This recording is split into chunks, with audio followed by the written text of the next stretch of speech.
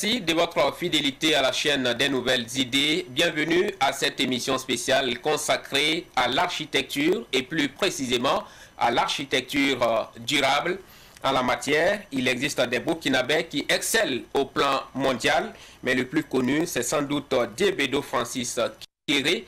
Il a reçu le 15 mars 2022 le prix Pritzker ou le prix Nobel de l'architecture, si vous voulez. Le Burkinabé installé en Allemagne est ainsi le premier Africain à accéder à cette haute distinction qui est Diébedo Francis Kéré. Quel pourrait être l'impact de son prix sur l'image du Burkina Faso à l'international? Quels sont les enjeux de l'architecture durable au Burkina Faso et en Afrique? Nous en parlons avec deux invités sur ce plateau. À ma gauche, Nebila Aristide Bazier.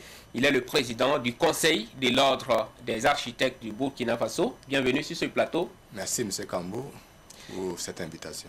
Merci. Et également avec nous sur ce plateau, Missom Jean-Pierre Sawadogo. Il est auteur du film documentaire L'architecture au service du développement humain durable. Un film réalisé en collaboration avec Kéré Architecture, le cabinet de Francis Diébedo Kéré, basé donc à Berlin, en Allemagne. Bienvenue à vous également sur ce plateau. Merci, c'est un plaisir. Alors, et nous partons tout de suite à la découverte de Diébedo Francis Kéré, et c'est à travers ce film documentaire, L'architecture au service du développement humain durable. Son auteur est avec nous sur le plateau comme annoncé. On se retrouve juste après le film pour en débattre.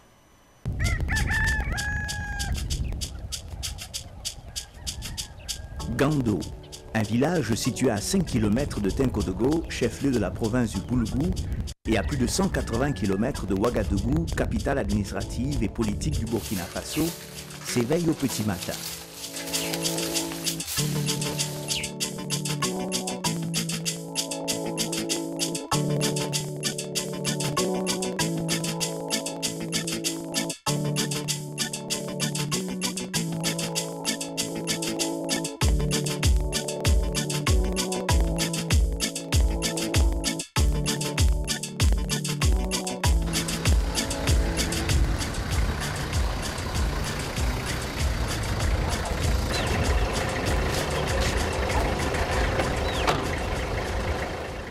Voici l'artiste, l'un des plus grands architectes du monde, de passage dans son village natal, histoire de communier à la chaleur fraternelle de ses parents.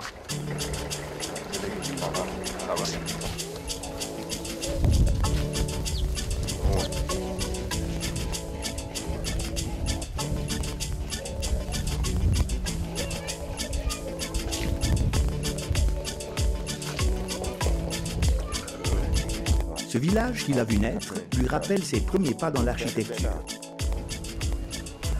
Charité bien ordonnée commençant par soi-même, il y a édifié un complexe scolaire, entamé un autre en cours de finition. Sa détermination, faire en sorte que les enfants de son village bénéficient d'une éducation adéquate. Je bondirai tu bondiras Quoi?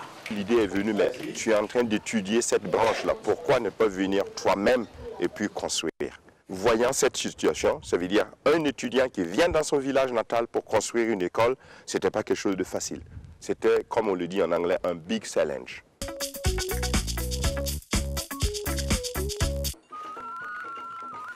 Créer un oasis dans le désert, telle est la conviction de Kéré Architecture. Son originalité repose sur la combinaison de la nouvelle technologie avec celle traditionnelle dans les systèmes de construction.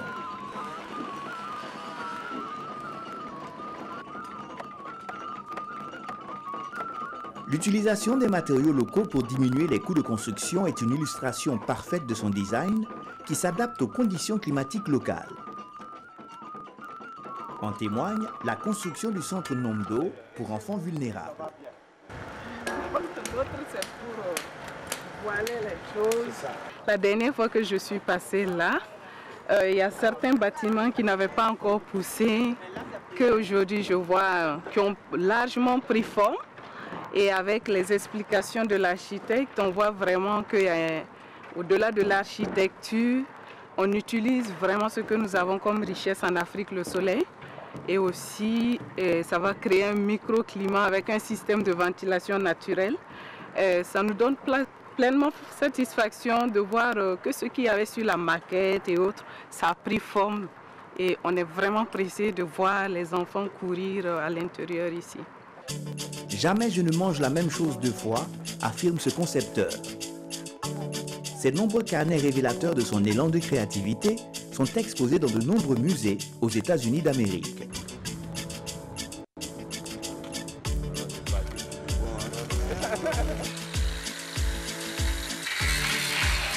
Ok, allez après. Ok, 1, 2, 3, allez. Voilà. Allez, avancez. Allez, voilà. C'est bon, voilà. Attendez, 5 courants. Voilà, il n'y a pas 5 pieds. Non, il n'y a pas 5 pieds. Voilà, c'est bon. 1, 2, 3. 1, 2, 3.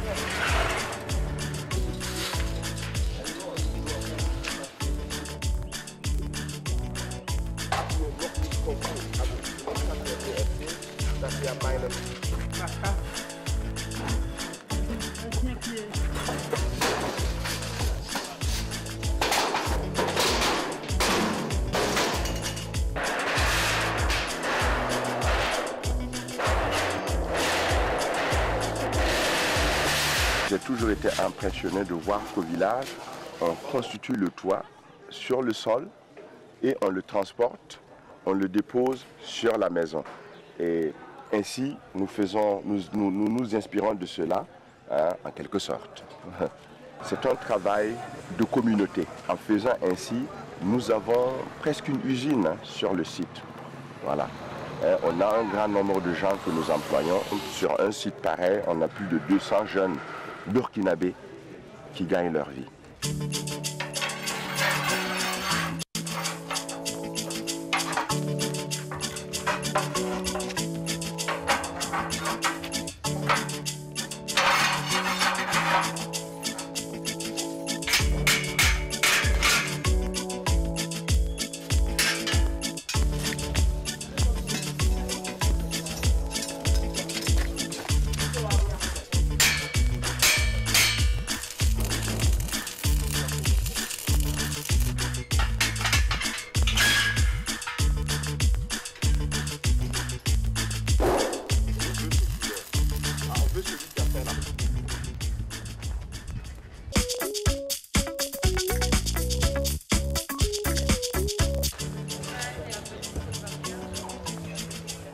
Former des bâtisseurs convaincants et convaincus, soucieux de la sauvegarde de l'environnement. Tous ceux qui sont sous l'ombre protectrice et collaboratrice de Francis Kéré s'inspirent de sa démarche professionnelle tout à fait pédagogique.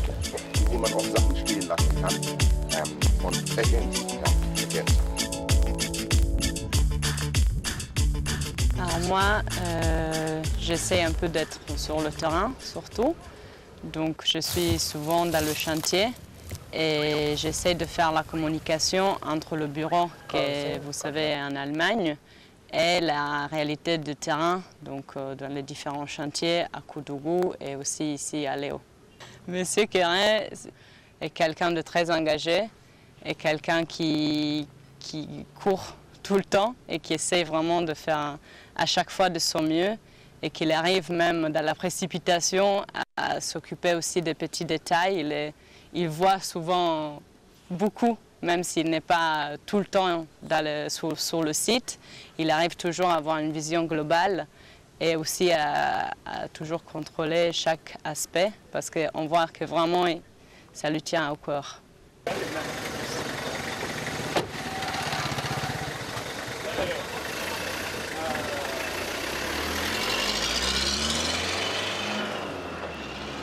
Les activités que nous supervisons sur le chantier, c'est d'abord la qualité du travail selon l'architecture de M. Kéré. Voilà. Parce qu'il exige une très grande qualité.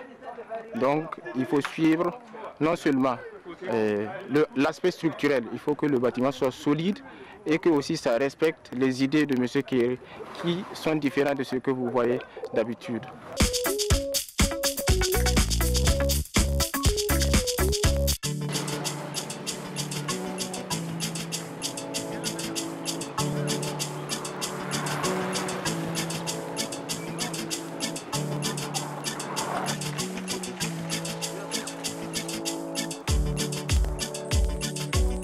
Cette infrastructure sanitaire, construite par Kéré Architecture, comporte un style architectural atypique.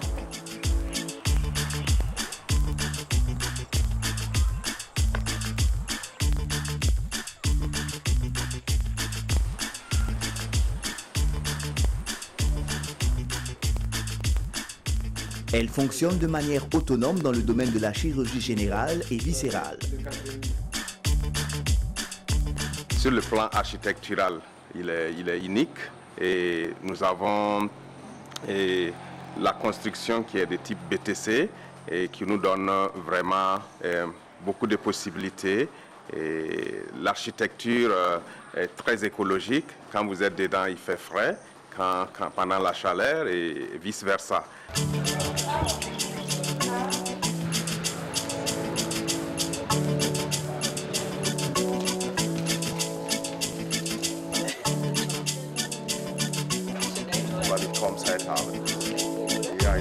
Fruit de la coopération allemande, elle vient résoudre le problème des évacuations sanitaires qui se faisaient par le passé à Ouagadougou. Des techniciens allemands arrivent 2 à 3 fois dans l'année pour renforcer les interventions au niveau de la chirurgie pédiatrique et gynécologie.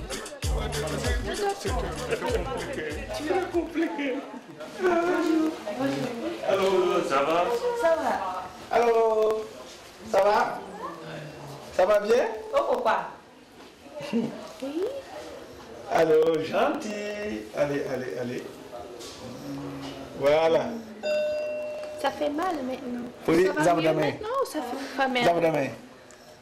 Ici, il faut savoir que le site était un bas-fond. Voilà. C'est un bas-fond qui sointe en saison pluvieuse. Il y a trop d'eau. Alors, c'est là un problème majeur. Comment créer des fondations pour soutenir une structure comme celle-là, hein, et puis qu'elle résiste. Voilà. Mais on a réglé ce problème, hein, et la structure est là, elle fonctionne.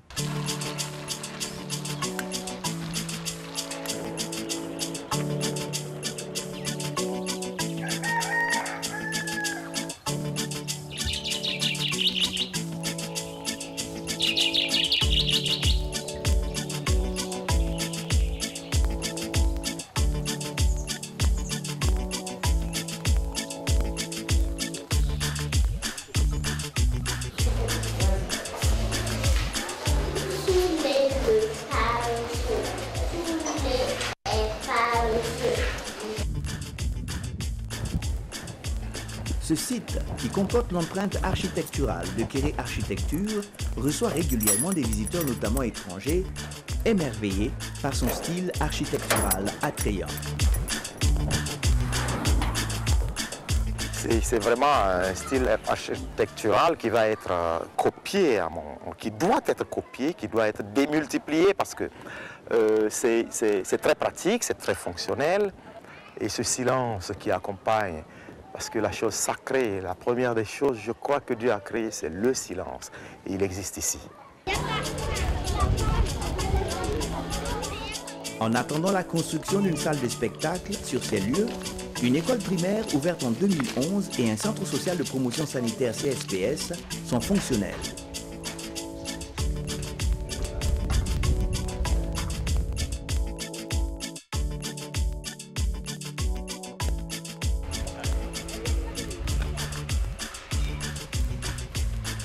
J'espère que c'est élégant.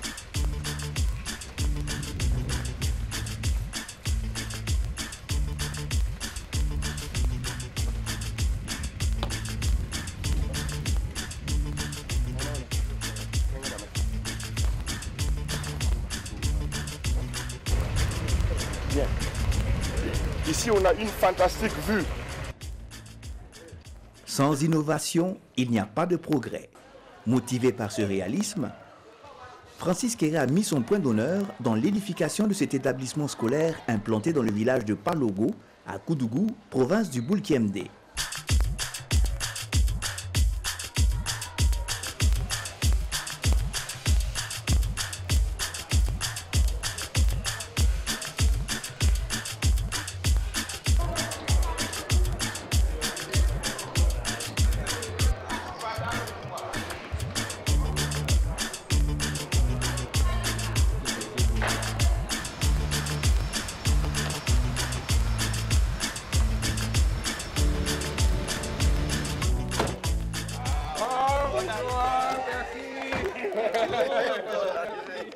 Soyez les bienvenus.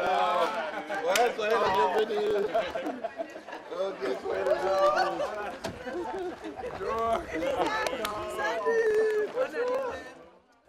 Les partenaires allemands de la structure de Stern Stewart Institute foulent le sol burkinabé à l'occasion de l'inauguration du joyau. Francis Kéré leur fait visiter son chef-d'œuvre. Ici, les visiteurs sont séduits par la technique de conservation de l'eau à base d'un canari pour le développement de l'art.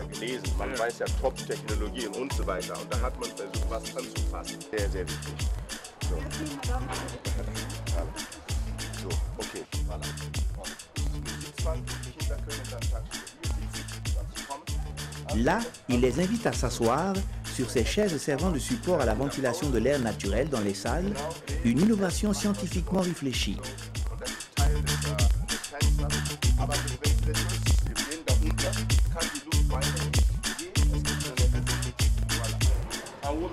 Voilà.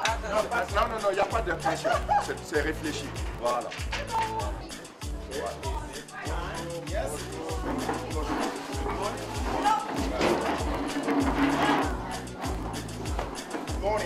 Hier kann man auch sehen, dass da so viele Kinder sind, Mädchen und Junge, wie ihr dann gewünscht habt, aber ich glaube, das ist die Aufgabe. Voici la configuration d'une salle de classe spacieuse assortie d'une ventilation naturelle, confortée à l'image de l'ensemble de l'établissement par un dispositif impressionnant d'éclairage à base de l'énergie solaire. Das ist unser Stromgenerator, sagen wir so. Voilà. Das ist da oben, das wird hier gespeichert. Das sind die Batterien, die das Ganze dann mit Strom versorgen. Very, very satisfied. Très, très satisfaite. Et rien que l'année passée, quand on venait, c'était juste des fondations. Et maintenant, quand je suis arrivé hier, j'étais tellement impressionné que j'ai commencé à pleurer de joie. C'est un cadre de travail agréable. Quand vous êtes dans les salles, il ne fait pas très chaud. Les briques et en même temps l'architecture mise ensemble donne un climat agréable à l'intérieur des salles. Donc c'est très favorable pour les apprentissages. Et la structure, la forme même du bâtiment donne l'impression d'une communauté, d'un village et d'une famille qui vit ensemble. Je rêve de continuer à travailler, d'avoir des gens qui m'accompagnent, d'avoir des clients qui eux-mêmes ont de la vision et qui vous permettent de faire ce que vous voyez ici. C'est ça qui compte. Peut-être un jour d'avoir des dirigeants avec une grande vision qui vous impliquent dans des projets. Je me suis engagé depuis que j'étais étudiant. C'est-à-dire que l'idée était venue de construire dans son propre village une école. On l'a faite et un prix est arrivé et ça a apporté de la visibilité sur ce que je faisais. Un autre prix est venu, un autre encore et encore un autre. Les gens ont commencé à dire, mais dis donc, il a du talent, on va l'appeler, il va faire notre projet. Et c'est ainsi que ça a continué. Je suis très heureux pour ceux qui m'ont aidé dans la vie. Je pense toujours à mon père qui a eu le courage de m'envoyer à l'école. Je pense bien sûr évidemment à mon oncle qui m'a accueilli à Tenkodgo, où j'ai grandi, où j'ai été à l'école. Voilà, qui m'a peut-être forgé, qui a montré que le travail, et seul le travail paie. C'est l'expérience qu'on voit. En principe, nous... Oui.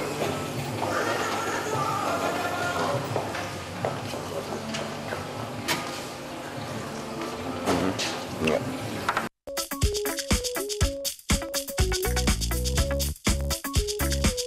Un interview, tout à fait. Tout le monde. Venez. Zakaramba. Yeah. How are you? Fine, Good very to see you. fine. Good to see you. Good to see you. Un accueil chaleureux et plein d'enthousiasme, son Excellence Monsieur l'ambassadeur des États-Unis d'Amérique au Burkina Faso déroule le tapis rouge à l'architecte. Donc, je vais commencer par ceci. Je crois que vous vous rappelez ça. Quand je suis venu vous voir... Je suis déjà très content de voir que quelqu'un qui est très occupé et qui fait la navette dans beaucoup de pays du monde trouve le temps quand même de revenir à la source. Trouve le temps de revenir voir son Burkina natal. Je suis sûr qu'il a des idées, il a des projets. Et nous ne pouvons qu'essayer de l'accompagner dans la mesure du possible.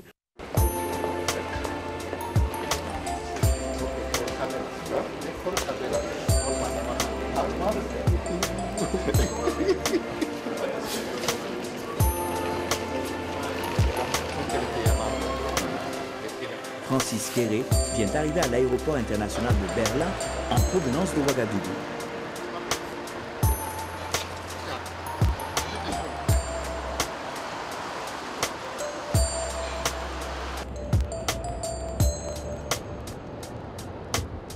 Chemin faisant, il sacrifie à un rituel.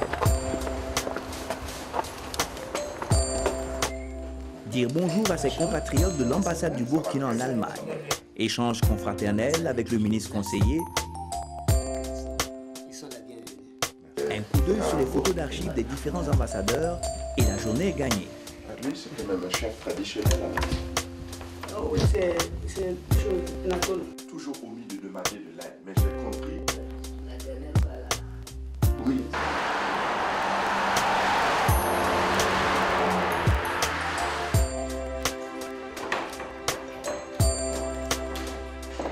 C'est au cœur de Berlin qu'est implanté Kéré Architecture, un cabinet composé d'une dizaine de techniciens, en majorité des architectes, qui prêtent une main forte à Francis Kéré.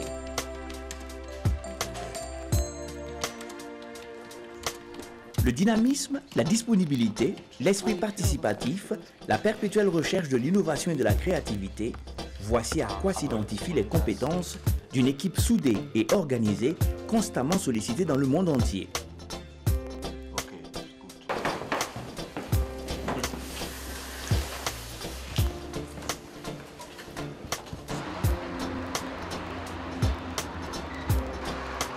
Francis Kéré vit en Allemagne depuis 30 ans.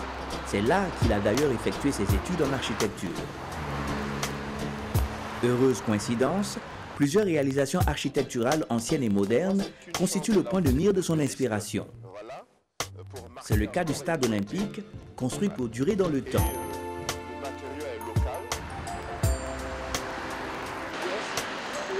Autre infrastructure digne d'intérêt, il s'agit de la porte de Brandenburg, point de convergence d'une fourmilière humaine, du Parlement allemand, la révélation de l'architecture britannique, de la chancellerie allemande, le nœud du pouvoir construit par un architecte allemand.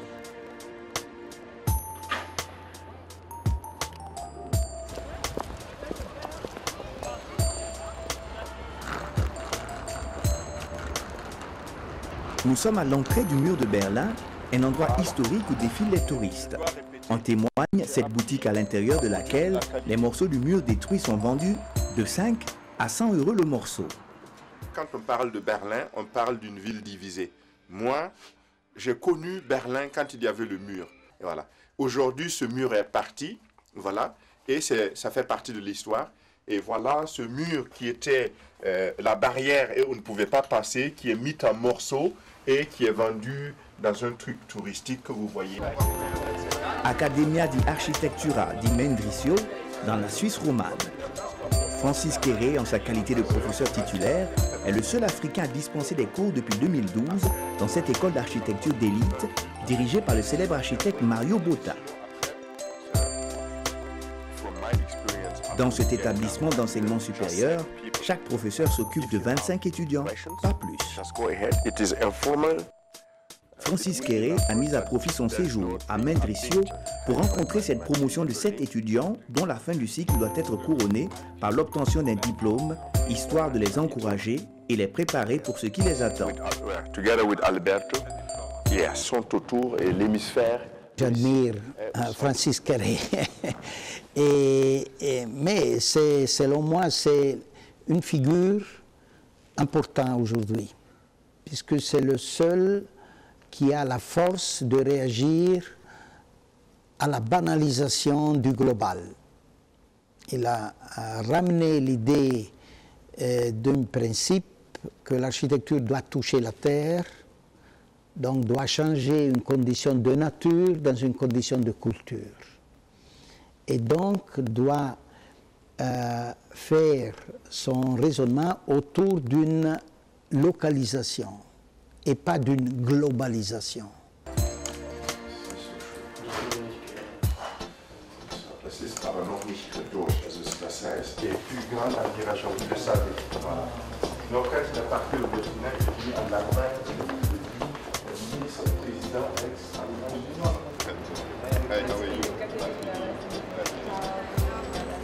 He's my assistant working. Nous sommes ici à Milan, en Italie.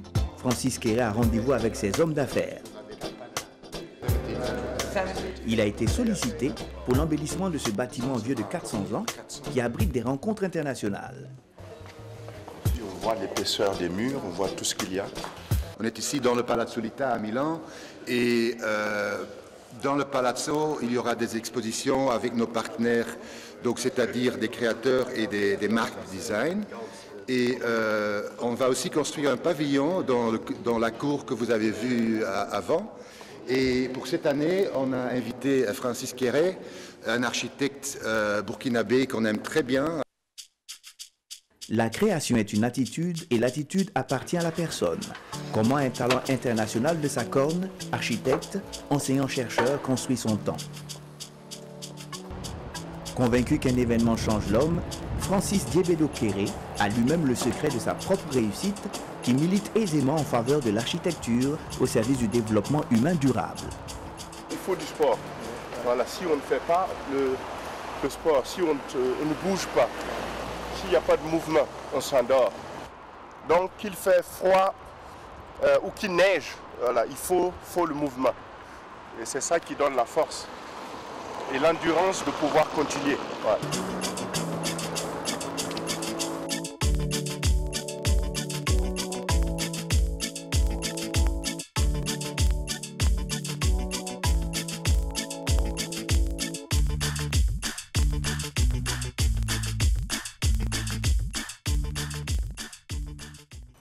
Voilà un très bon documentaire sur Francis Kéré, le prix Nobel de l'architecture 2022. Nous sommes sur ce plateau avec le réalisateur de ce documentaire que vous venez donc de suivre. Nous sommes Jean-Pierre Sawadogo.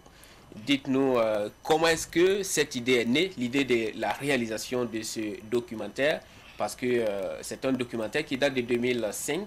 2015. 2015, voilà. À l'époque, on ne savait pas que Francis Diébedo Kéré, j'allais dire, allait être prix Nobel de la littérature 2022. Comment est-ce qu'est née l'idée donc de l'architecture 2022? Comment est-ce que cette idée est née? Bon, merci chers confrères, et entre nous les confrères, on ne se dit pas merci. Juste vous féliciter pour l'idée de cette initiative d'organiser une table ronde et pour évoquer vraiment ce prix-là qui honore tout le Burkina Faso, et surtout pour avoir eu l'idée d'inviter un technicien en la personne du président du Conseil de l'Ordre des architectes, ici présent. Nous sommes honorés. Voilà, merci. Bon, vous savez que c'était courant 2015, pendant que j'étais encore en activité journaliste à la télévision du Burkina, j'animais l'émission À Cœur Ouvert. Et j'ai pris M. Désiré Yamero, que vous avez vu dans le film là d'ailleurs, qui accueillait les collaborateurs allemands. Voilà, je l'ai pris dans l'émission À Cœur Ouvert, mais pendant que j'allais à Koudougou pour préparer l'émission et tout, c'est là que j'ai constaté que j'ai vu M. Francis Kéré qui était sur deux fronts de construction. Le lycée de Parlo que vous avez vu, et l'orphelinat aussi. Et l'orphelinat, en ce moment, était sur le point d'être terminé. Mais je me suis dit, mais comment? D'où vient le secret de ce monsieur-là? Et c'est là que moi j'ai fait instantanément la suggestion à monsieur Yameori qui dit, ah non, c'est pas facile d'avoir ce monsieur-là. Et j'ai dit, mais on va essayer. Et on est parti, bon. Puis un premier contact, il n'avait pas le temps. Sur le terrain, vraiment, si tu vois l'homme courir, même, tu n'as même pas envie de le bousculer. Mais j'ai pris ma patience et tout. Et finalement, à force d'insister, un jour, il a marqué son accord, pendant qu'il était déjà de retour à Berlin. Et c'est là qu'on a été en équipe réduite. Je suis parti à Berlin avec Fidel Tamini, et caméraman, mais réalisateur aujourd'hui. Et Dieu merci, c'est lui aujourd'hui le directeur général de la SBT. De la SBT. Voilà. Mais en réalité, c'est quoi? Dans notre métier, c'est plutôt le défi qui fait. Voilà. Moi, j'ai tenu à ce qu'on aille à la découverte de cet homme-là. Vraiment un surdoué dans son domaine, mais malheureusement, qui n'est pas connu dans son pays. Et c'est comme ça qu'on a été. Et on a tourné à Berlin. Et on a tourné dans la Suisse romande, où vous avez vu l'université où il enseigne. Et on a été à Milan. Et on a été à Bamako, où il a construit le parc national du Mali. Et on l'a suivi aussi dans les différentes réalisations ici au Burkina Faso. Alors, quelles ont été les conditions de tournage? On imagine que tous ces voyages, ça ne s'est pas toujours passé facilement. Ah oui, ça c'est vrai, vous l'avez bien vu, mais et comme emprunter cette expression, dans les contes de Savane, le bouquilien a dit que quand le but est noble, il faut savoir en souffrir. Voilà, c'est dit comme c'était un défi pour moi. Mais advienne que pourra, il fallait s'y mettre. Et effectivement, bon, on a bénéficié de meilleures conditions en termes d'accompagnement, en termes d'information pour réaliser le documentaire. Mais en collaboration avec Kéré Architecture, basé à Berlin. Voilà, mais si c'est des conditions comme, vous savez, ça n'a pas été facile, mais il fallait faire avec. Et la preuve, vous avez vu son cabinet, où il y a eu une dizaine d'architectures, en dehors de son petit frère qui était le seul Africain, paix à son âme d'ailleurs, parce que ce monsieur-là est décédé au cours d'un voyage aux États-Unis. Et quand je suis parti pour prendre contact, mais tous ces techniciens-là, surtout européens, personne n'avait mon temps. Hein. Ils n'avaient même pas du regard et tout. Mais c'est comme ça aussi que nous voulions. Quand il y a ces défis-là, mais le lundi, dès qu'on a enclenché le tournage, ils ont commencé à me respecter. Parce qu'ils savent quand même ce que nous voulons, ce que nous recherchons. Oui. En réalité, c'est ça. Alors, on a largement vu le monsieur à l'œuvre dans le documentaire. On a également parlé de lui. On a entendu cet architecte allemand qui a dit qu'il est le seul qui a la force de réagir à la banalisation du global. Ouais. Alors, en tout cas, ce sont des termes qui ont retenu un peu notre attention sur ce plateau. Pour vous qui l'avez côtoyé, si l'on vous demande de le présenter, que diriez-vous? D'accord. Avant de venir sur sa présentation, vous avez parlé de Mario Botta, l'architecte international, qui est le fondateur de l'établissement où Kéré enseigne là.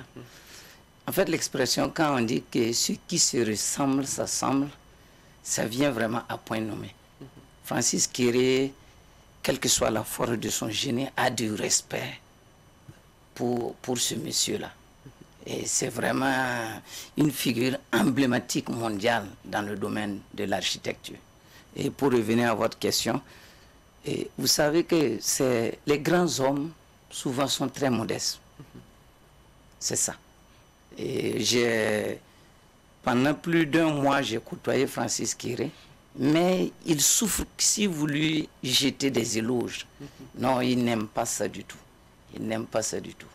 Mais il aime aussi son travail. Vous imaginez qu'un monsieur de sa corne, pendant tout notre séjour, on ne l'a même pas vu dans un seul véhicule. Il n'en a même pas. Et il est 7 jours sur 7 même dans les avions. Mais il a une capacité organisationnelle formidable qui fait qu'il est sur plusieurs fronts dans le monde. Et il fait tellement confiance en ses collaborateurs. Et il suit d'une main vraiment de maître tout ce qui se passe. Mais sa force aussi du génie, c'est ça. Pouvoir adapter la construction à nos réalités. L'architecture donc durable, on va en parler. D'accord. À présent, nous donnons la parole à M. Bazier. Alors, vous qui êtes le président du Conseil de l'Ordre des architectes, est-ce que vous les connaissez personnellement? Est-ce que vous connaissez Francis Kéré? Oui, Francis Kéré de nom, et pour certaines activités également, parce qu'il y a environ 2 ans, lors de la semaine de l'architecte, il a fait présider une conférence dite pour l'ensemble des architectes. Mais personnellement, on n'a pas eu vraiment de rapport, j'allais dire resserré, mais on le connaît par rapport à un certain nombre d'œuvres, et justement dans tout ce qu'il développe comme architecture, tu es là, tu es quand même quelque chose d'assez exceptionnel, mais on va dire c'est l'un des rares qui a osé. Il a osé insister et défier un certain nombre de pesanteurs que nous connaissons et qui pourtant, malgré en fait toutes ces difficultés, il a toujours continué à persévérer un peu dans ce domaine, à imposer sa manière de voir les choses. Toute chose que tout architecte doit réellement rechercher. Oui. Donc, alors, parlons maintenant de ce prix, le prix Nobel de l'architecture qu'il a décroché le 15 mars 2022. Comment est-ce que l'ordre des architectes du Burkina a accueilli la nouvelle? Oui, en tant que tant que président tout d'abord, il y a une fierté réelle pour l'ensemble des architectes au Burkina. C'est quand même c'est un de nos compatriotes qui est distingué. Et connaissant, en tant qu'architecte, on sait aussi ce que vaut ce prix. On sait ce que ça représente. Parce que c'est quand même un prix qui est créé depuis 1979. Et depuis 1919 que ça a été créé, aucun Africain ne l'a jamais eu. Bon, que ce soit la première fois, et c'est un Burkinabé, tu l'as. Tu gagnes ce prix. Mais où vous nous envoyez tellement heureux, mais pour également l'ensemble de la profession, c'est-à-dire ça va au-delà des architectes burkinabés. C'est même les architectes de la conférence des ordres de l'UEMOA, de l'Union internationale des architectes, parce qu'il y a des regroupements qui sont là, et maintenant, ils peuvent essayer de dire que c'est un Africain qui a eu, en fait, ça veut dire qu'il y a une lumière qui est là, qui est tracée, et il y a quelque part, on marque un arrêt, et on se dit effectivement, nous sommes aussi là-dedans. Oui. Et ça, c'est sur cette base, c'est une fierté. Je l'ai appelé personnellement, je l'ai félicité, donc dès qu'on a entendu la nouvelle. Et c'est une lumière qui se met même sur l'architecture de manière générale. Vous voyez que c'est un métier qui est un peu fermé. Oui. Un peu fermé, étant entendu que ceux-mêmes qui le développent ne sont pas nombreux. C'est un métier qui est méconnu jusqu'à présent. C'est vrai qu'il y a eu des efforts ces dernières années pour pouvoir mettre un peu plus de lumière, mais ça reste toujours, vraiment, il y a beaucoup de choses qui restent à faire de ce côté, parce qu'on est classé d'une certaine manière. Nous sommes Jean-Pierre Sawadogo, Diebedo Francis Kéré, prix Nobel de l'architecture, excusez-moi, 2022. Ça a forcément, comme le dit M. Bazier, un impact sur l'image du Burkina Faso à l'international. On n'est pas aussi sans savoir qu'aujourd'hui, quand on parle du Burkina Faso, on entend aussi terrorisme. Mais ce prix, quand même, vient redonner un certain éclat à notre pays, à l'international, et aussi à l'architecture burkinabé de façon générale. Effectivement, vraiment, merci pour la pertinence de la question. Vous me permettrez de dire que c'est Dieu qui est fort. Au moment où notre pays est durement éprouvé par ce qui nous arrive, mais voilà que le pays est honoré par cette distinction. Vous imaginez s'il fallait partir acheter ou comment faire, et quand est-ce allait être le tour du Burkina Faso. Voilà, donc ça veut dire que ça vient ragaillardir et tout le combat.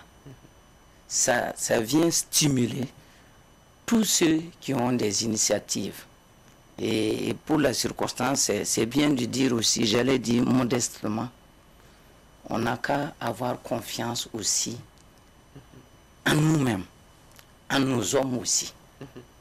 En réalité, s'il y a la confiance, s'il y a tout, et vous imaginez la clameur, tout ce qu'il y a eu autour de cet événement-là. Toutes les radios en ont parlé, toutes les chaînes de télévision en ont parlé. Le monde entier avait le focus sur le Burkina. Voilà, donc on peut dire que bon, c'est des choses qui arrivent aussi à point nommé.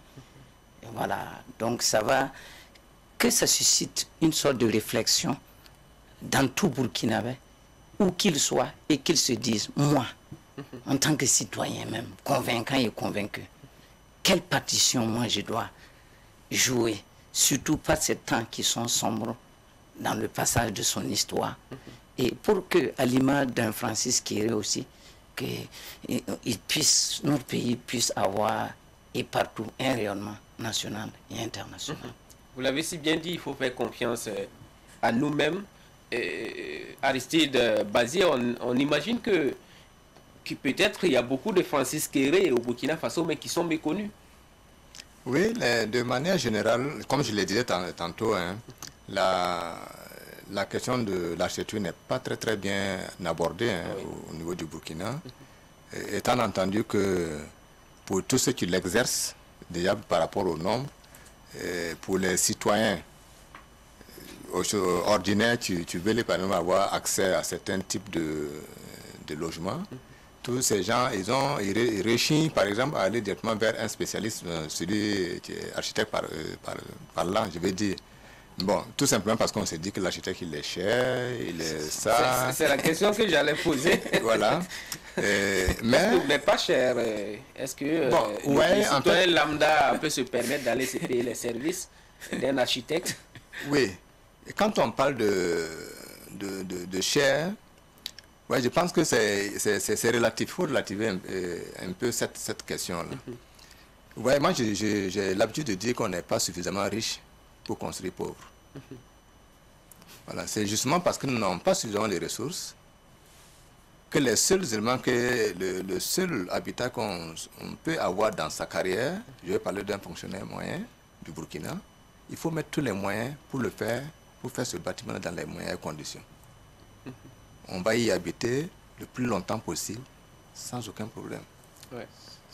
Bon, malheureusement, ce côté n'est pas souvent vu. On voit tout de suite comment on va être à l'intérieur, on voit ce qui se dépend tout parce que on va vers un technicien, on ne peut pas comprendre que un simple papier, quand on dessine, je ne vais pas parler de dessin, avec vous je le dis, mais l'architecte il conçoit. C'est de la conception, en réalité. C'est ça. Voilà, quand on commence à parler de dessin, on va dire qu'il a dessiné. Non, il a conçu. Oui. Donc, il y a un certain nombre de paramètres qu'il va intégrer pour que celui qui est en face puisse être dans les meilleures conditions possibles. Et ça va de l'implantation sur le site, de l'orientation par rapport au soleil, des positionnements du bâtiment, des ouvertures qu'il y a à mettre, de tout ce qu'il y a comme lumière qu'il y a à mettre à l'intérieur. Il étudie ça avec un groupe de personnes autour de lui, d'ingénieurs multiples. On parlera par exemple de l'ingénieur en structure, il y a des ingénieurs en électricité, des ingénieurs... Tout ça, l'architecte en général, on l'appelle le chef d'orchestre. Tu rassembles tous ces éléments pour qu'à la fin, le bâtiment puisse être dans un contexte bien donné. Et celui qui va y habiter, il est à l'aise pour un certain nombre d'années. Malheureusement, ce n'est pas le cas. Et comme dans ceux qui ont vous me permettez, ceux qui ont les capacités, les moyens de construire, plus de 80% de ceux qui ont les moyens de construire sont des gens, par exemple, qui ne sont pas, excusez-moi l'expression, qui n'ont pas un niveau de culture qui permet de comprendre ça. C'est ça le paradoxe, en réalité. Et donc, ils font plus confiance à ceux, tu vois, quand on va transpirer. Donc celui qui mélange le ciment, tu ramasses les briques, il est plus en vue. Alors que derrière tout ça, il y a du génie. Il y a un travail de conception. Il y a un travail de conception qui est fait, et c'est ça qu'il faut valoriser. Quel que soit l'architecte que vous prenez, si tu travailles sur un projet, ça ne peut pas être pareil que quelque chose qu'on est parti prendre un tâcheron, et puis commencer à monter des murs, ainsi de suite. Ce n'est pas possible. Donc il faut adapter ça par exemple au climat, à la direction du vent. Exactement, c'est d'orientation. C'est ça, c'est plus l'architecture durable. Durable, qui est la spécialité de en matériaux. Maintenant on ajoute la question matériaux. Si pour revenir un peu sur la question de Francis, que si vous avez su ce qu'il a dit, il a dit tantôt qu'il espère des clients qui vont lui faire confiance. Oui. Vous voyez, il y a le plus important pour un architecte. Vous savez que les architectes prêtent serment. On est régi par un code de déontologie. Il y a un certain nombre de choses que les architectes ne peuvent pas se permettre de faire en réalité. Donc, à partir du moment où vous prêtez serment, c'est-à-dire qu'il y a une certaine responsabilité que vous avez. Oui. Vous ne pouvez pas, de cette manière-là, faire des choses qui sont à l'encontre de ce qui est légal, de ce qui est normal, et même sur le plan, je vais dire, sur le plan éthique. On ne peut pas se le permettre. Donc quand on parle d'architecte, ça doit revêtir l'ensemble de ces critères. Mais maintenant, quand on parle de faire confiance, c'est quoi? C'est laisser l'architecte s'orienter vraiment par rapport à l'idée qu'il a. C'est en ça que Francis Kéré excelle. Il y a un certain nombre de choses qu'il a eu à faire. Il a fallu qu'il les fasse avec ses propres capacités pour démontrer que c'est possible. C'est ça. Donc, l'ensemble des matériaux qui sont... Vous voyez, aujourd'hui, peut-être que je vais anticiper sur certaines évocations, mais quand vous prenez les matériaux, si vous appelez un certain nombre de personnes, même au village aujourd'hui, si vous dites à des gens de construire avec des BTC, avec du banco, avec des briques de pierre taillées, il ne va pas être à l'aise. Il va vouloir trouver le ciment, les briques en ciment pour construire. Si vous vous promenez dans les villes aujourd'hui, si vous regardez des maisons qui sont faites avec des BTC et d'autres matériaux, allez-y, regardez, vous verrez que c'est des gens qui ont les moyens. En fait, la tendance a été inversée. Ce sont les pauvres qui construisent en ciment. Les pauvres veulent construire en ciment parce qu'ils veulent ressembler à ceux qui sont en ville. Parce qu'ils pensent que c'est l'idéal. Et les riches, de plus en plus, savent que, de par leur compréhension de ce qui est véhiculé, on sait aujourd'hui que les matériaux locaux, là, que nous sommes en train d'utiliser, on les utilise dans certaines proportions, tous, ces matériaux-là sont capables de faire en sorte qu'on économise l'énergie. Parce que c'est eux qui ont les moyens en plus.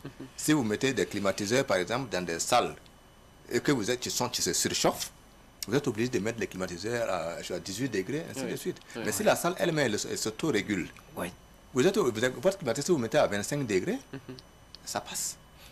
Et vous consommez nettement moins. Mais au village, tant qu'on n'a pas la tôle, on n'est pas arrivé. On va on peut le dire ainsi. On cherche à avoir la tôle, parce qu'il faut quand on met la tôle, on dit ah oui, un tel a construit en dur, il a construit en tôle.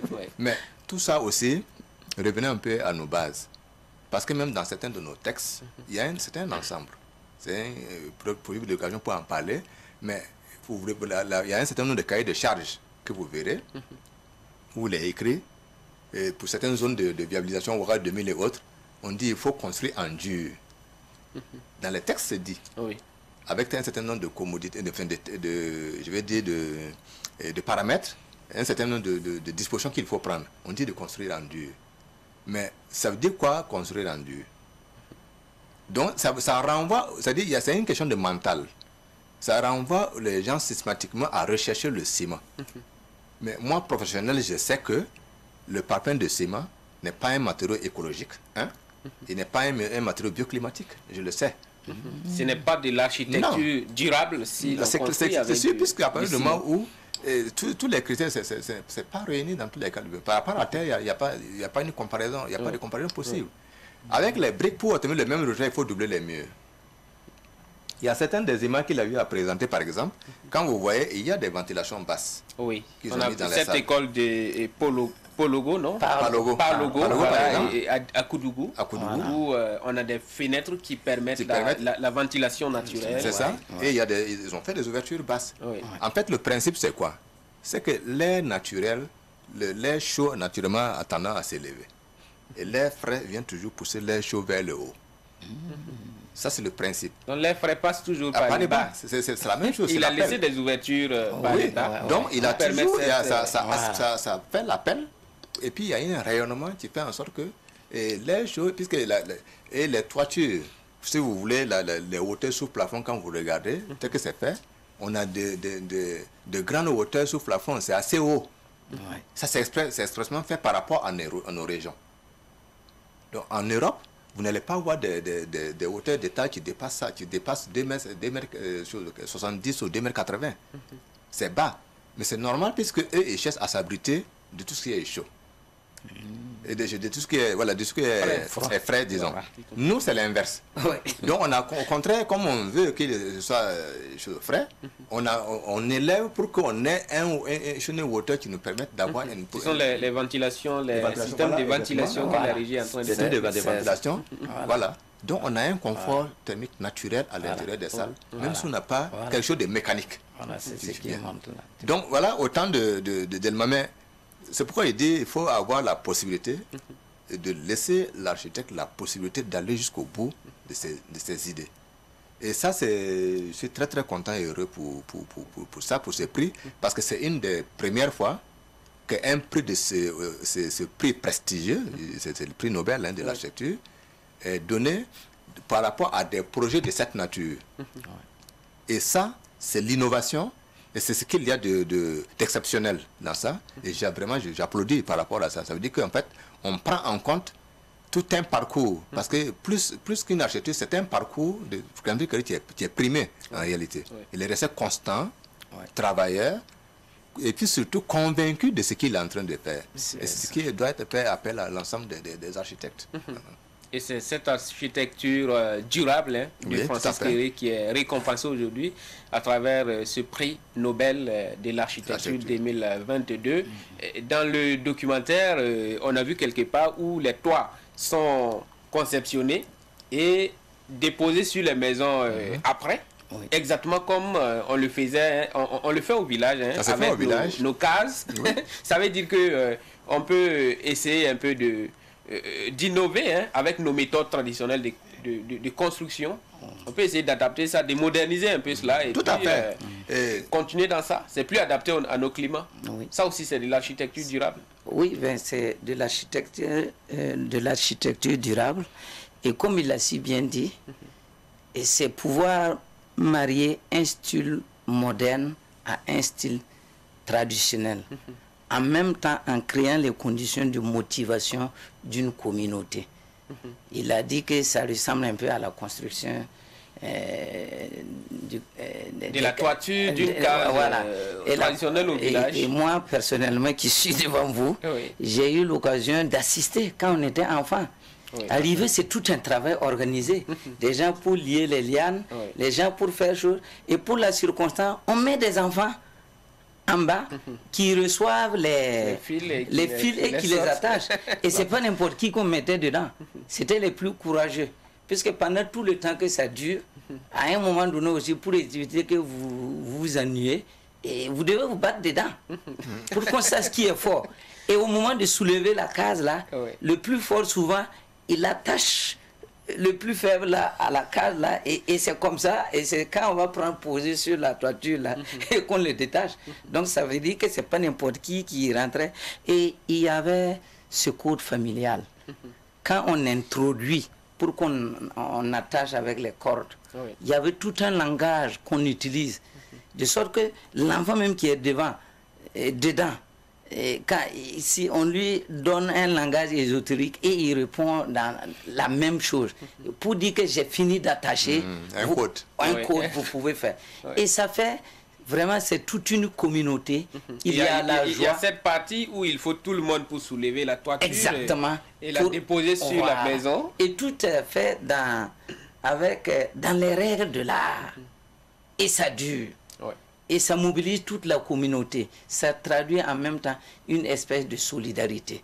Et cette solidarité-là, il a si bien dit, sur tous ces chantiers-là, il fait en sorte que des gens puissent vraiment vivre un peu de la sueur de leur front. Et il donne l'opportunité à des gens de s'exprimer. et mieux d'apprendre. En réalité, c'est ça qui est important. Et parce qu'on dit souvent, il vaut mieux apprendre à quelqu'un de pêcher que de lui donner un poisson. Un poisson. Et vous l'avez déjà effleuré, Monsieur Bazier, l'architecture durable, c'est aussi le choix des matériaux de construction. Des matériaux, oui. Adaptés à notre climat. Exactement. Peut-être un peu, avant de revenir un peu sur ça, et si je complète un peu ce que Jean-Pierre a dit, il permet.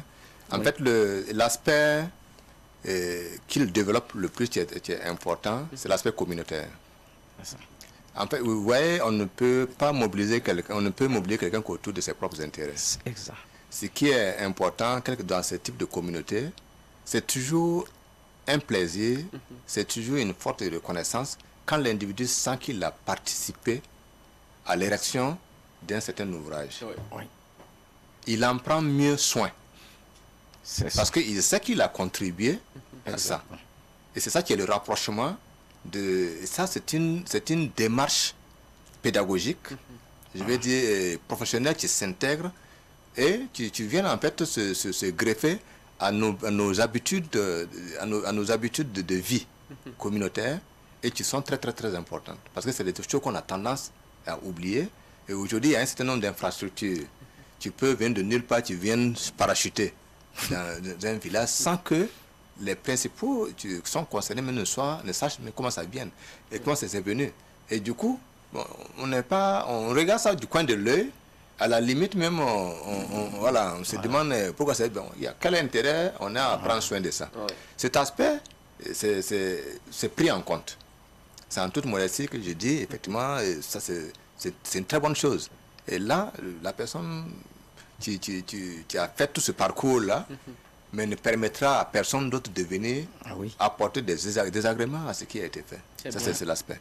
Maintenant, par rapport aux matériaux, ces matériaux, ils existent sur place. Nous avons la chance de les avoir. En fait, c'est une question de volonté. De volonté, j'allais dire politique. Parce que la plupart de ces matériaux, ils existaient avant, ils pensent qu'au temps de la Révolution d'ailleurs, et peut-être même un peu avant, il y avait Volbicéram et tous ces trucs-là où on faisait un certain nombre de matériaux locaux qui résistaient, qui tenaient. Une partie des 1200 logements, ce sont ces matériaux qui ont été utilisés, Sokojib et autres, ces matériaux qui ont été utilisés, qui ont été utilisés. En fait, cette politique aurait, si elle avait pu continuer, vous imaginez depuis ce nombre d'années-là, où est-ce qu'on en serait aujourd'hui? On aurait eu une grande évolution. Bon, donc comme je dis, il faut revenir peut-être à ces fondamentaux. De toute façon, ça renaît.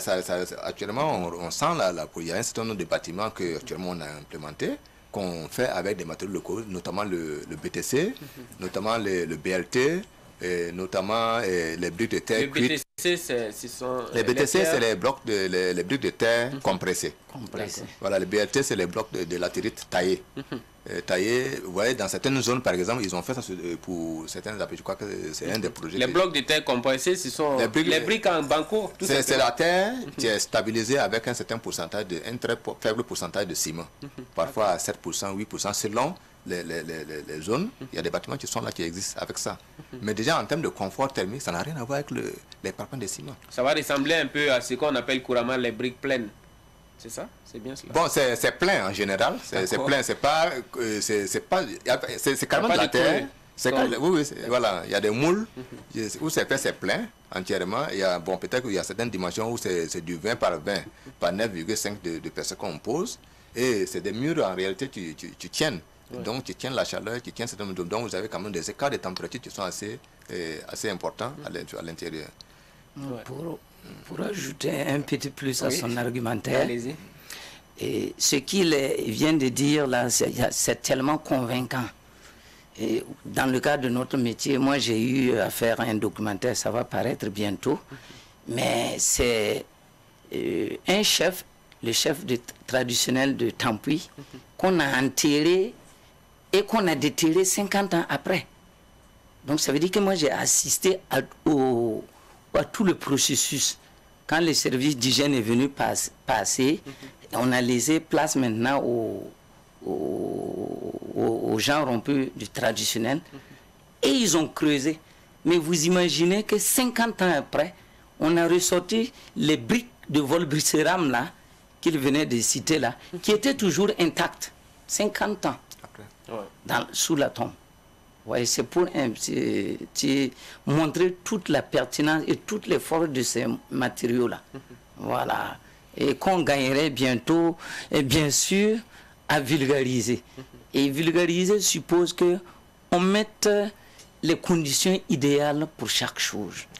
Si on a la chance d'avoir un ministère qui s'occupe des travaux urbains et autres, il faudrait veiller aussi à intégrer tous ces critères-là qui participent de l'originalité et de l'innovation. Et de la durabilité. Et de la durabilité surtout. Voilà. Et on revient maintenant à ces questions, à ces questions environnementales. Parce que de plus en plus on en parle. Et les régions, je suis toujours mal à l'aise lorsque je vois par exemple des salles de classe qui sont par exemple les mêmes modèles dans toutes les régions. Alors que ce ne sont pas les mêmes conditions climatiques. Ce pas les mêmes conditions climatiques. Oui. Normalement, une salle de classe, des salles de classe qui se font par exemple, je vais dire à Dédougou, ça ne doit pas être les mêmes salles de classe par exemple qu'on fait à Dori. C'est pas possible, on ne peut pas avoir les mêmes résultats. Donc, quand on voit ce qu'il y a, on apprécie. Et vous avez vu toujours les toits qu'il font et qu'il fait, qui débordent. C'est toujours fait, c'est fait exprès. Et tous les architectes savent très bien que, par exemple, lorsque on a des toits qui débordent suffisamment et qui empêchent les rayons solaires d'atteindre les murs périphériques, on met d'abord d'office ces murs-là hors de l'ensoleillement. Et du coup, si les murs ne prennent pas de la chaleur, ça veut dire qu'on a forcément un confort thermique à l'intérieur. Et le vide qu'il y a entre les toits et les bâtiments eux-mêmes fait que l'air chaud qu'il y a, comme je vous ai expliqué le principe, l'air chaud qui a toujours tendance à s'élever, va se disperser. Il ne va pas s'accumuler dans les salles. Vous voyez, par un local de ce genre, s'il y a de l'air chaud, s'il n'y a pas d'autres issues, ça va rester. Et il faut maintenant de la climatisation, quelque chose de mécanique, pour pouvoir faire disparaître ça. Ça devient une lutte permanente. Alors que naturellement, on a la possibilité de faire évacuer ces airs-là. Mais maintenant, il y a toujours les questions de coûts. Kéré ne vous a pas donné les coûts de ces bâtiments. Maintenant, quand on vous donne ces coûts, voilà pourquoi je reviens à ce que j'ai dit au début, on n'est pas suffisamment riche pour construire pauvre. Je préfère par exemple que même si on a une politique où on a envie de faire au moins 1000 salles de classe, qu'on puisse en faire 500, mais dans les conditions qu'il faut.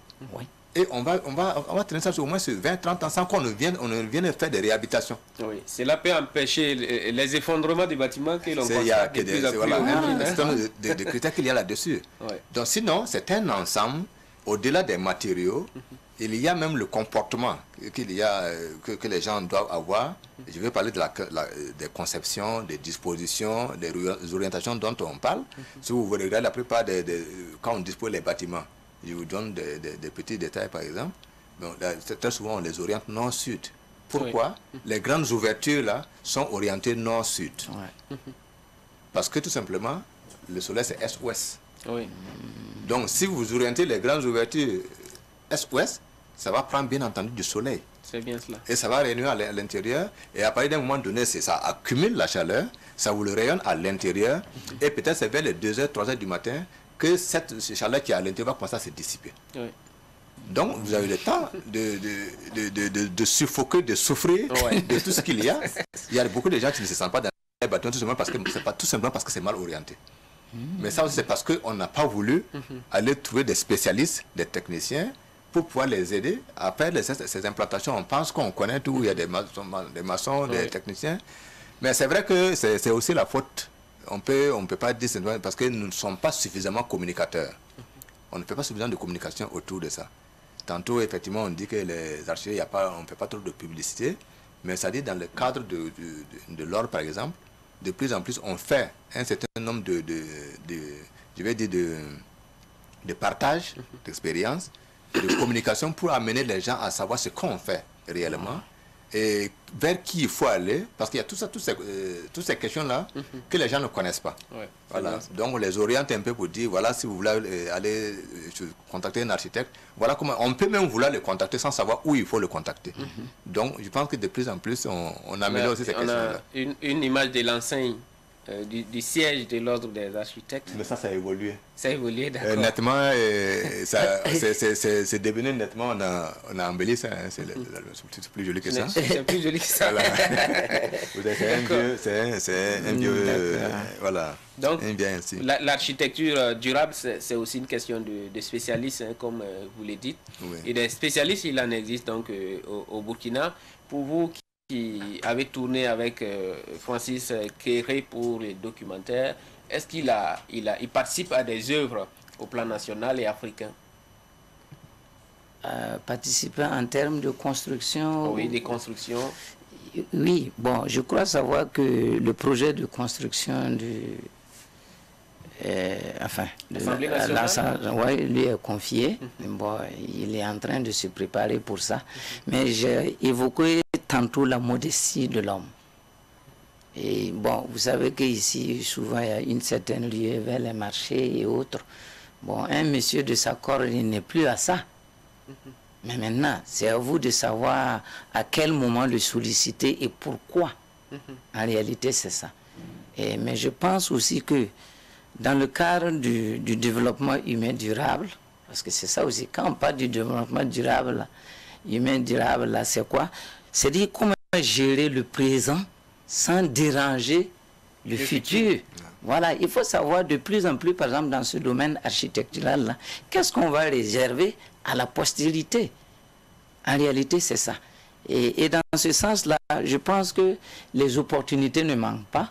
Et là, je le rejoins dans son idée qu'il espère qu'un jour, il y aurait des dirigeants visionnaires qui vont leur faire confiance. Et nous espérons que ça viendra. Et dans notre pays, ce n'est pas les opportunités qui manquent. J'ai eu l'occasion de réaliser un film documentaire que j'ai intitulé SOS sauvons nos 3 barrages. Et j'ai parcouru tous ces 3 barrages de Ouagadougou là, où c'est des dépotoirs.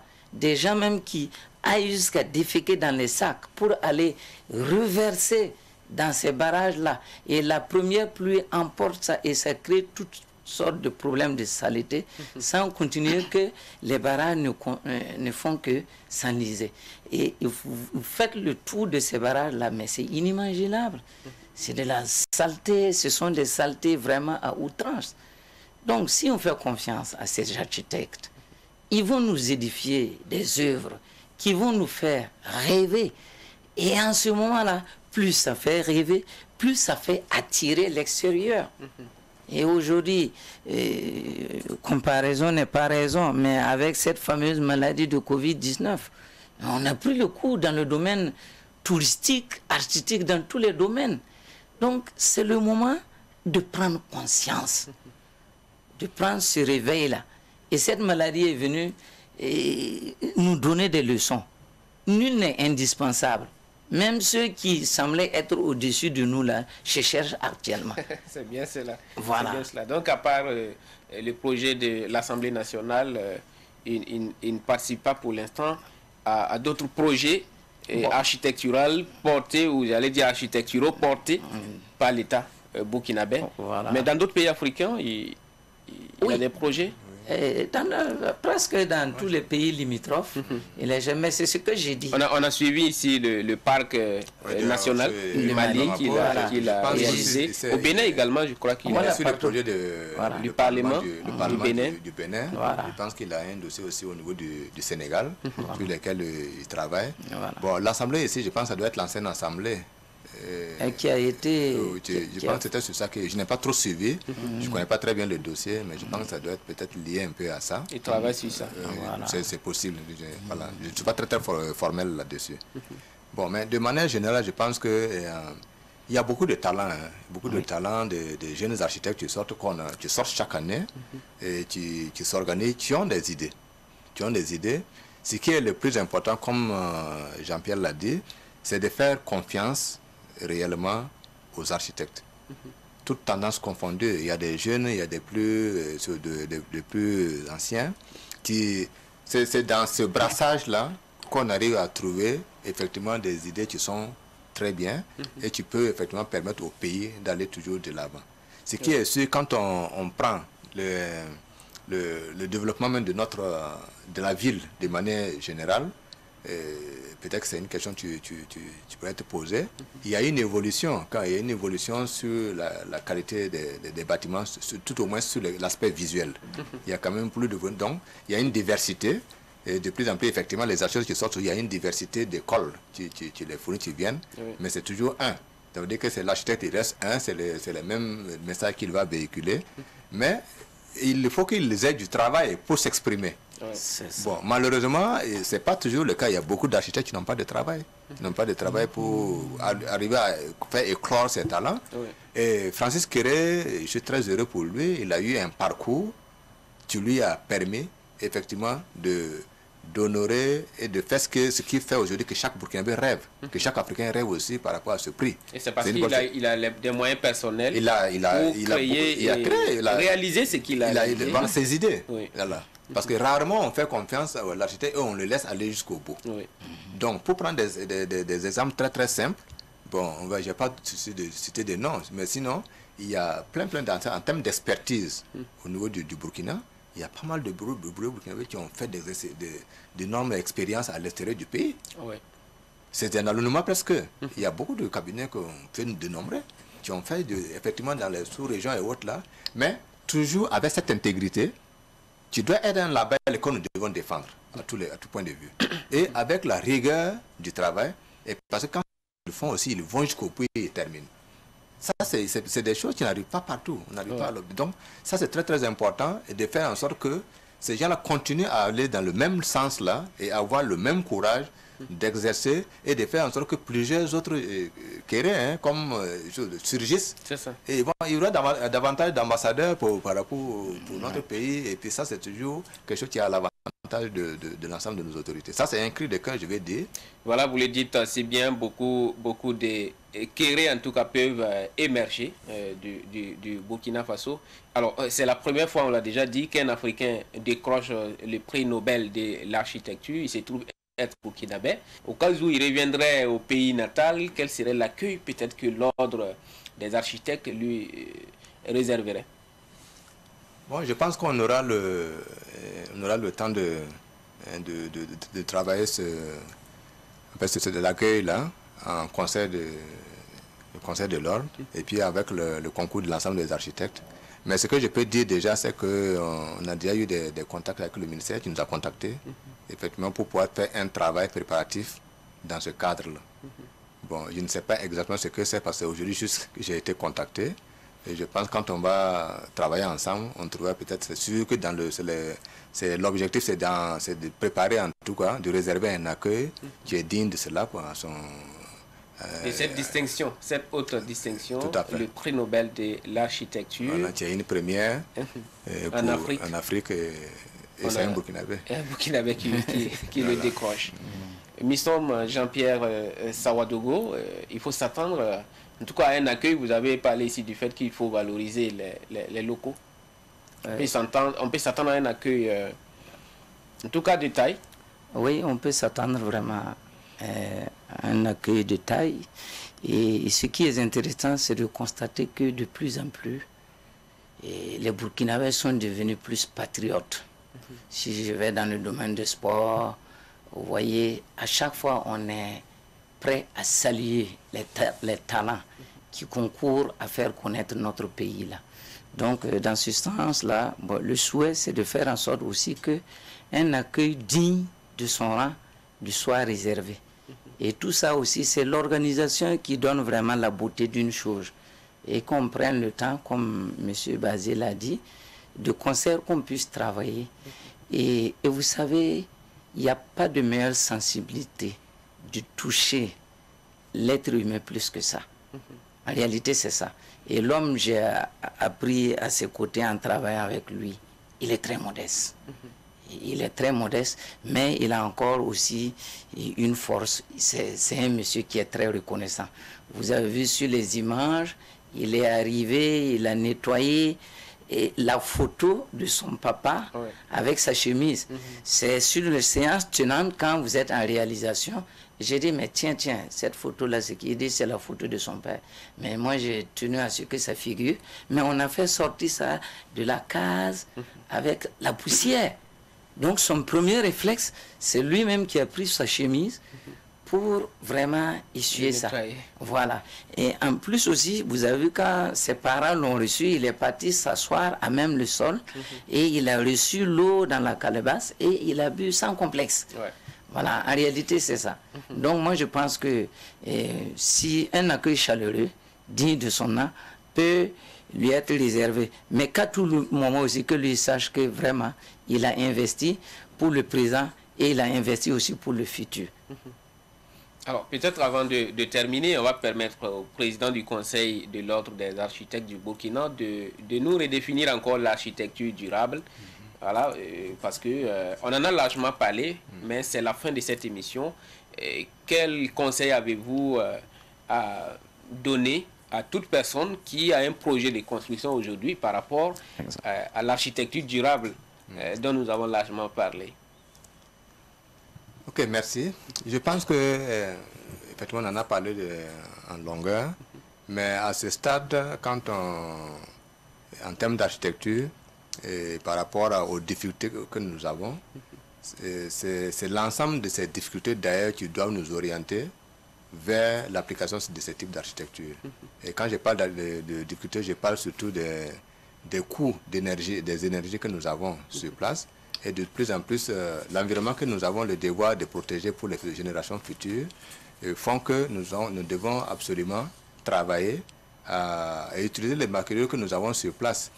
Et puis, bon, ça veut dire qu'il y a un développement de l'économie même locale. Parce que tous les autres matériaux que nous sommes obligés d'importer, les tôles et tout ce qu'il y a, la plupart de ces éléments, ce sont des éléments qui viennent d'ailleurs. Le ciment, il y a quand même des sources de production et autres, là, c'est de l'énergie qu'on consomme. Oui. Bon, c'est vrai que on dira jusqu'à présent que ce sont ces matériaux-là, on l'a dit, c'est assez cher, mais je tiens quand on veut un certain confort à l'intérieur pour des années, pour de bons, je pense que ce n'est pas cher payé que de s'engager sur une voie pareille en utilisant les matériaux que nous avons par devers nous et qui font en sorte que même l'économie locale même se développe. Prenez le cas par exemple même de nos façons d'empoigner. Les façons d'empoigner, c'est devenu peut-être c'est un label. Vous n'irez nulle part actuellement dans certaines cérémonies sans que ça ne puisse paraître. Ouais. Donc toutes les formes sont connues aujourd'hui. Bon, de la même manière, nous avons quand même certains éléments qui sont dans le bâtiment. On peut ramener le même principe au bâtiment. Donc, de manière à ce que les matériaux qu'on a sur place, là, on puisse les vulgariser. Et c'est en ça que les autorités publiques doivent intervenir. Parce qu'à une large échelle, lorsque les matériaux vont commencer à être utilisés à une large échelle, ça va diminuer forcément les coûts de réalisation. Ouais. C'est parce que justement, on n'en produit pas beaucoup, que lorsqu'on va vers pour certains matériaux, ça coûte très cher. Il y a certaines maisons déjà qui sont des usines, qui sont sur place, qui produisent, que ce soit les BLT, que ce soit les BTC, que ce soit d'autres types de matériaux, en tout cas dans le genre, les briques de terre, les plaquettes de terre cuites, même si le coût de production est assez élevé. Mais c'est la finalité qu'on regarde, c'est que ça procure comme confort, en tout cas par rapport aux êtres humains et à nos concitoyens. Donc il ne faut pas qu'on ait peur d'aller dans ce sens. Et ça doit être un phénomène d'ensemble. En même temps qu'on réfléchit à ces questions, les autres matériaux qu'on passe le temps à importer et qui ne sont pas de qualité, il faut qu'au niveau de l'État également, on trouve la solution pour limiter l'inondation abusive du marché avec des matériaux qui ne sont pas de qualité, parce que c'est toujours les mêmes problèmes qui se posent. Bon, vous prenez des lampes qui peut-être c'est écrit là-dessus 20 watts, mais ça consomme 40 watts. Voilà. Oui. Donc il y a eu une politique en temps où on a distribué des LED. Ouais. Moi, j'aurais préféré, au lieu de distribuer des LED aux gens, c'est de mettre une structure, par exemple, sur place, pour travailler à faire en sorte que les mauvais matériaux ne rentrent même pas sur le territoire.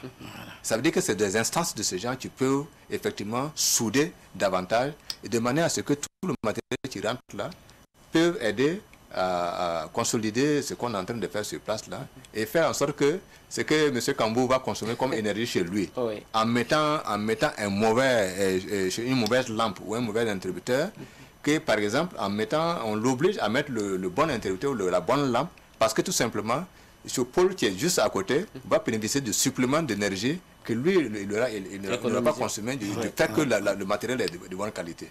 Bon, je pense que c'est une vision d'ensemble. Quand on parle de durable, c'est vraiment un phénomène d'ensemble. Il faut voir ça dans sa globalité.